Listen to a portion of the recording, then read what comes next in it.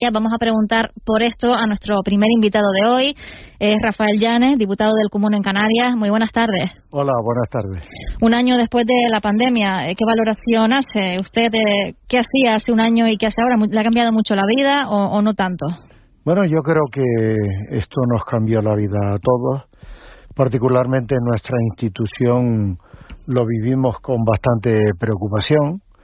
Era una novedad en nuestra vida inesperada. No pensábamos que un confinamiento y un toque de queda fuera a pasar parte de nuestra vida cotidiana.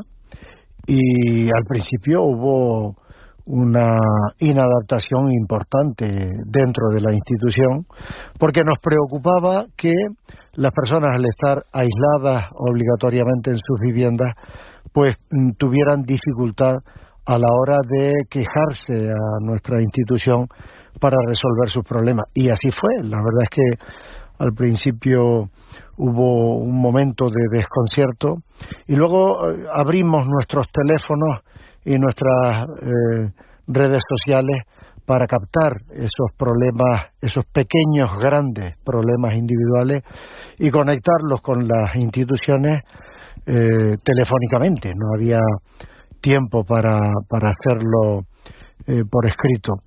Y bueno, fueron días muy intensos, días difíciles, me refiero a los días del confinamiento, y poco a poco la maquinaria la adaptamos a lo que se llamó en aquel momento nueva normalidad. Y esos canarios y canarias que se han acercado durante este año al diputado del Común, ¿qué es lo que le trasladan? ¿Qué preocupaciones? Bueno, ahora mismo estamos haciendo el informe anual que debemos entregar en el Parlamento antes del mes de mayo. Estamos pensando hacerlo este mes, principios de abril, y estamos analizando los datos. Hemos visto que que dependencia sigue siendo el gran problema social de nuestro archipiélago. Vemos que vivienda es un problema muy importante y que está ahí, digamos, solapado debido a la interrupción de los plazos judiciales y la suspensión de determinados desahucios mientras dura el estado de alarma, pero un estado de alarma que termina dentro de muy pocos días, el 9 de mayo, y por tanto a partir de ese momento va a haber una situación muy difícil para personas muy vulnerables de nuestra sociedad. Vemos con preocupación que los plazos de discapacidad siguen sin cumplirse.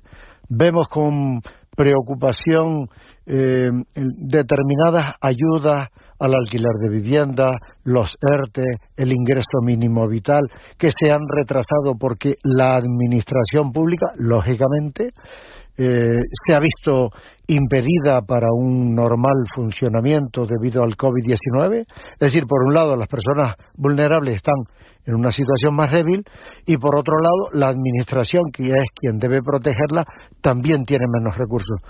Pues por todo ello, pues bastante preocupado, ¿verdad? Habla usted de dependencia, habla usted de vivienda, de alquiler de vivienda, que parece que hay polémica con la posibilidad de limitar los precios, sobre todo en aquellas zonas más tensionadas por el alquiler turístico, limitar los precios del alquiler. A veces los precios de un alquiler de vivienda se asemejan bastante al sueldo medio de la población. ¿Ustedes por qué optarían? ¿Por limitar esos precios o no? ¿O es cuestión del mercado?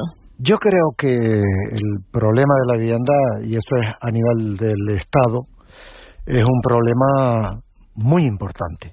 Yo diría es el gran problema, y a mí me parece que ni las formaciones políticas ni los medios informativos le están dando la importancia del problema que tenemos, la relevancia que tiene en la actualidad. Me explico. En la actualidad se estima, no hay datos oficiales, se estima que hay 130.000 llamados ocupas, es decir, personas que ocupan de forma irregular 87.000 propiedades privadas. Estos son los datos más generalizados.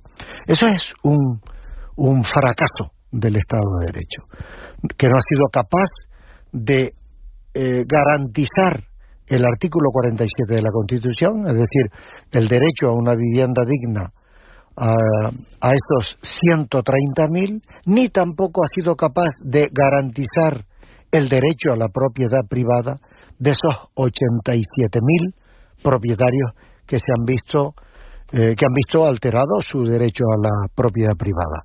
Por tanto, es un fracaso, y ante ese fracaso la única herramienta que tiene la administración pública, el Estado, que en su caso, en nuestro caso es la comunidad autónoma la responsable de vivienda, la única posibilidad es tener un parque de viviendas públicas amplio y dedicarlo al alquiler, no a la venta, no alquiler con derecho a compra, con acceso a la compra de esa vivienda. Esas serán otras viviendas que también habrá que hacer, pero hace falta un parque de vivienda público dirigido al alquiler social, es decir, aquel alquiler que se paga en relación a la renta familiar y no al valor de la vivienda. No es un negocio, es una renta familiar y se calcula un porcentaje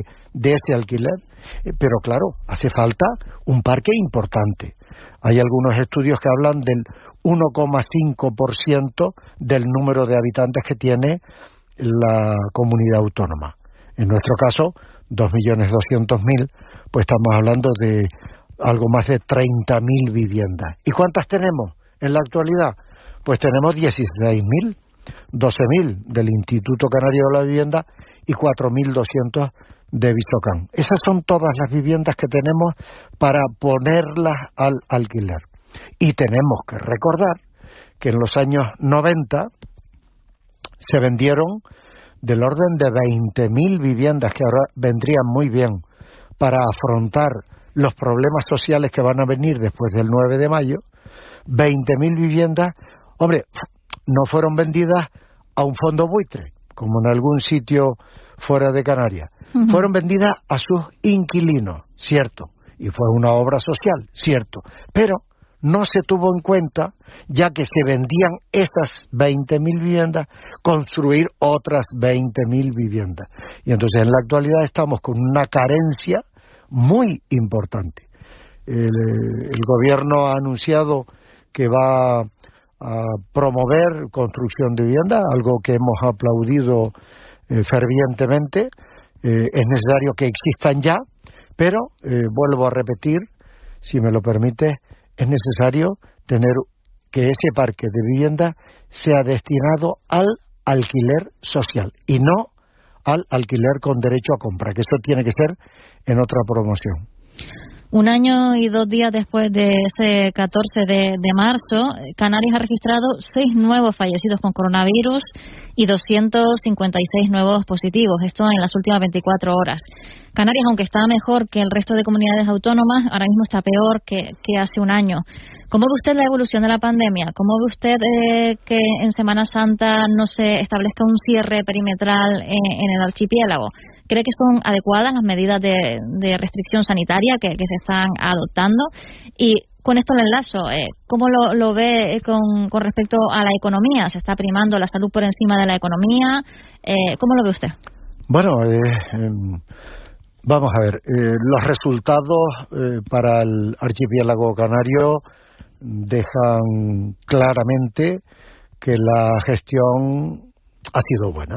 Es decir, el diputado del Común siempre tiene que quejarse, pero bueno, cuando los datos son positivos, y digo positivos en relación a las demás comunidades autónomas, evidentemente, ¿no? Por ejemplo, en aquel confinamiento murieron algo más de 25.000 personas en centros geriátricos de la península. En Canarias creo que solo murieron 6 o 7 personas.